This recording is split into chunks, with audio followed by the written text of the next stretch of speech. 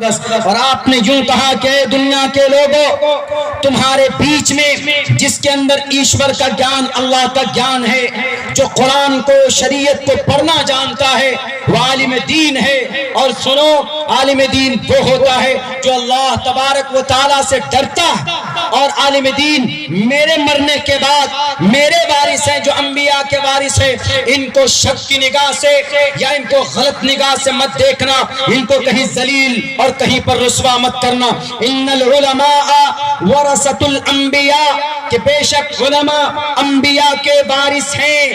ان العلماء ورثۃ الانبیاء، علماء انبیاء کے وارث ہیں، جو پیغام نبی انبیاء کرام لوگوں کو پہنچاتے تھے۔ انبیاء تو نہیں آئیں گے، لیکن یہ علماء کرام عوام کو وہی پیغام دیں گے جو انبیاء کرام پر اللہ تبارک و تعالیٰ نے وحی کی ہے۔ ان کی عزت، ان کا احترام کرنا تم دنیا کے اندر، ان کو ذلیل اور رسوا مت کرنا۔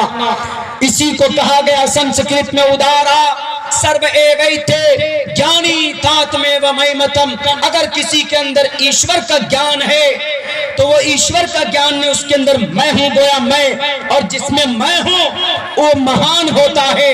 سرو ایویتے آستتہ صحیح یکتاتما مامیوام اتمام گتم، اس کو کبھی ذلیل مت کرنا، اس کو کبھی رسوا مت کرنا۔ دو پیغام ملتا ہے، ایک تو اللہ کے نبی کی حدیث سے یہ پیغام ملتا ہے ہمیں کہ محمد رسول اللہ نے یوں کہا کہ اگر تمہارے بیچ میں کوئی حافظ قرآن ہو تو اس کو ذلیل مت کرنا، اس کو کبھی حقارت کی نگاہ سے مت دیکھنا۔ اگر تمہارے مسجد میں کوئی امام صاحب ہو، مولانا ہو، تو یہ مت سمجھنا کہ you are my imam, like you are my servant، تم ہمارے نوکر ہو۔ کوئی بھی کام ہوگا تو امام صاحب یا مؤذن صاحب نہیں، مسلمانوں ان کو سر کا تاج بنا کر رکھو، اس لیے کہ آپ اپنی سب سے قیمتی عبادت نماز ان کے حوالے کرتے ہیں کہ امام صاحب میری بھی نماز آپ کے حوالے، اور آپ میری نماز کو اللہ تک پہنچا دیجئے۔ بتائیے اگر امام بے وضو نماز پڑھائے گا تو آپ کی نماز کہاں اٹکے گی؟ مسجد کی چھت سے اوپر بھی نہیں جا پائے گی۔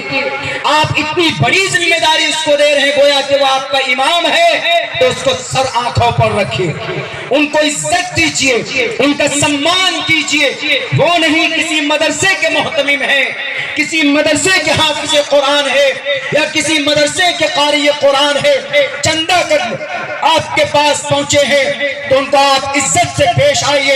ایسا نہیں لگنا چاہیے کہ وہ کسی مدرسے کا سفیر ہے جو آپ کے پاس مانگنے کے لیے آیا ہے۔ مولانا اشرف علی تھانوی رحمت اللہ علیہ نے اپنی ایک کتاب میں العلم والعلماء میں بات لکھی کہ جس کے پر زکوٰۃ فرض ہے اس کو چاہیے کہ وہ مدرسے میں جا کر زکوٰۃ دے، یہ اس کی رسپانسبلٹی ہے۔ لیکن اگر علماء ہمارے پہنچتے ہیں زکوٰۃ لینے کے لیے تو گویا کہ یہ علماء کا احسان ہے جس پر سے وہ فریضہ اتار رہے ہیں جو ان پر فرض تھا۔ اسی لیے خدا کے واسطے ہمارے علماء کو کبھی حقارت کی نگاہ سے مت دیکھنا مسلمانوں۔ اور ہمارے ہندو بھائیوں، شریمد بھگوت گیتا کا یہ شلوک ہے جس کے اندر کہا گیا سرو ایویتے جانی تات میں ومیمتم آستتہ سیکتاتما مامیوام اتمام گتم، اگر تمہارے بیچ میں کوئی جانی، تمہارے بیچ میں کوئی منتر کو جانتا ہے، تمہارے بیچ میں کوئی ایشور کے جان کسی کو پراپت ہے تو اس کا سمان کرو، اس کو گرو مانو، اس کو ذلیل مت کرو، اس کو رسوا مت کرو۔ یعنی جو عزت، جو مقام ہمارے نبی اپنی حدیث کے ذریعے سے علماء کے لیے منتخب کر رہے ہیں، وہی چیز سیم شریمد بھگوت گیتا میں شری کرشن جی ہمارے ہندو بھائیوں کو پیغام دے رہے ہیں۔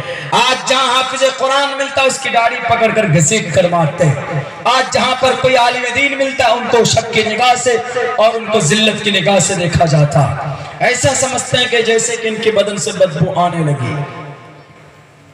عربی پڑھتے ہیں، قرآن پڑھتے ہیں، پڑھاتے ہیں، ہماری نظر میں، اللہ کی نظر میں بہت بڑی فضیلت ہے۔ You can't gaze them, you can't imagine and their فضیلہ، آپ ان کی فضیلت کو، آپ ان کے بلندی درجات کو آپ نہیں سمجھ سکتے۔